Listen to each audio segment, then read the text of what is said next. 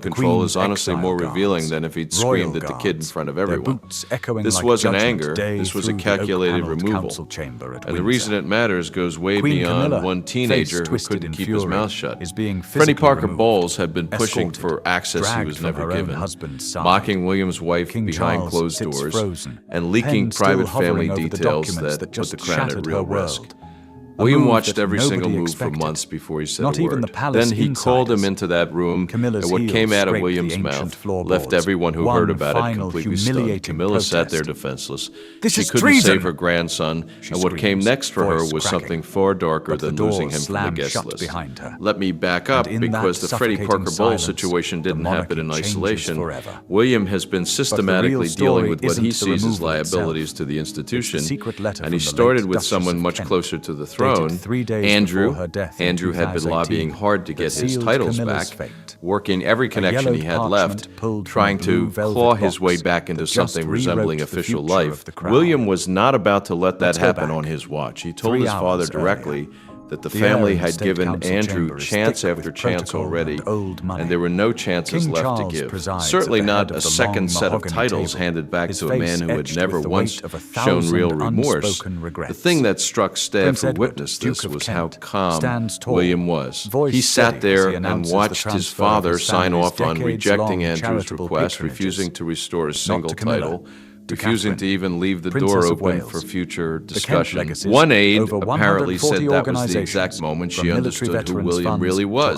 Underneath the polished public image, he would shut someone out completely without blinking, without apology, without looking back. So Andrew was handled. Then William's attention turned to Camilla's side of the family, and this is where Freddy Parker Bowles enters the picture. Camilla had been quietly pushing for her grandson to get a ceremonial seat at a regimental event, something normally reserved only for working royals. She wanted to give him something real, something official, a foothold inside the family that nobody could ever take away. Her son, Tom Parker Bowles, had his own agenda, driving this from behind the scenes. Tom Parker Bowles had spent years complaining publicly that he was the Queen's son who got absolutely nothing, furious that his mother's position had never once translated into anything for him. He told Freddie more than once, half joking but completely serious underneath it, that this family owed them far more than they were ever given. And he said something that in retrospect explains everything that happened next. He told Freddie, "We take everything however it works for us, with force if needed." That was the philosophy. Don't wait to be offered, demand it. Tom Parker Bowles coached his son word for word on how to raise it directly with senior household staff, instead of waiting around to be invited like everyone else had to. That was the first mistake, and it was a massive one. The second Freddy Parker Bowles made that move, his name landed directly on William's radar. William said nothing publicly. He simply assigned an aide to start watching Freddy's every move from that point forward. And Freddie, apparently having no idea he was now being monitored, made it worse almost immediately. A few weeks later, he sat down for an interview with a small lifestyle magazine and mentioned the private Windsor family dinner like it was nothing. He called William a bit stiff and said he didn't think he would make a fine king. Tom Parker Bowles had pushed him into doing the interview in the first place, telling him a little visibility never hurt anyone, that it would help Freddie build his own profile outside the family shadow. Tom even helped him rehearse what to say beforehand. William's office flagged that interview within hours. This time, William didn't bother keeping it quiet.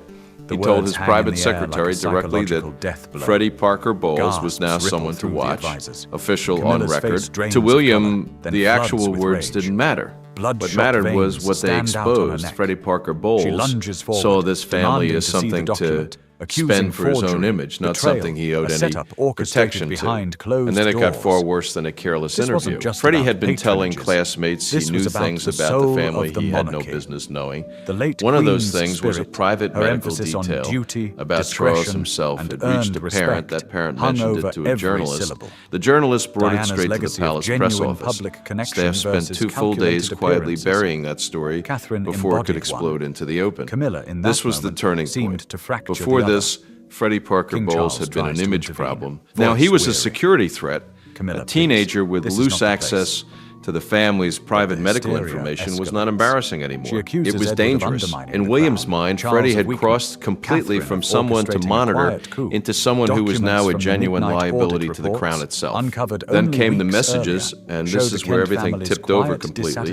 Freddy had been bragging to friends in a group chat, calling Windsor basically his second house. He joked about getting his friends invited to a polo event. He asked palace staff to bend the rules for him because of who his grandmother was. The aide watching him found these messages through palace security channels. They hadn't leaked publicly, not yet. William read every single line himself, and what he found next made his blood run cold. Tom Parker Bowles had said almost the exact same thing at a dinner a year earlier, joking that the family ought to start charging people for access. Freddy was not even speaking for himself. He was repeating his own father's words back nearly verbatim. That was the exact moment William made his decision in private. Nobody else knew yet. Not Camilla, not Freddy, nobody. And here's the part that makes this whole situation so much more complicated than it looks on the surface. Camilla was not just aware of everything Freddy was doing. She had been quietly feeding it the entire time. For years, Camilla had pushed Freddy closer to Windsor, closer to belonging, closer to permanent acceptance, because his place inside this family proved something she desperately needed proven. It proved her own decades-long fight for legitimacy had actually worked, that it had survived her, that it had passed down to her own blood and become permanent instead of just personal. When Freddy pushed for that regimental seat, it was Camilla who told him to ask and never wait to be offered. She told him that was exactly how she had survived inside this family herself.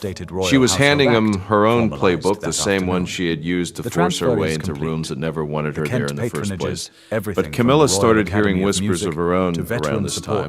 A lady-in-waiting overheard William's private secretary talking to the master of the household about tidying the guest list going forward. Camilla said nothing out loud, but she started quietly putting distance between herself and Freddy in public. Some part of her sensed exactly what was coming before anyone ever confirmed it.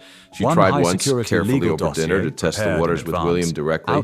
She asked him what he thought about keeping family close, even the messier branches. William gave her exactly one line back. Family is not the same as liability. Camilla never brought it up again. Then the worst possible thing happened.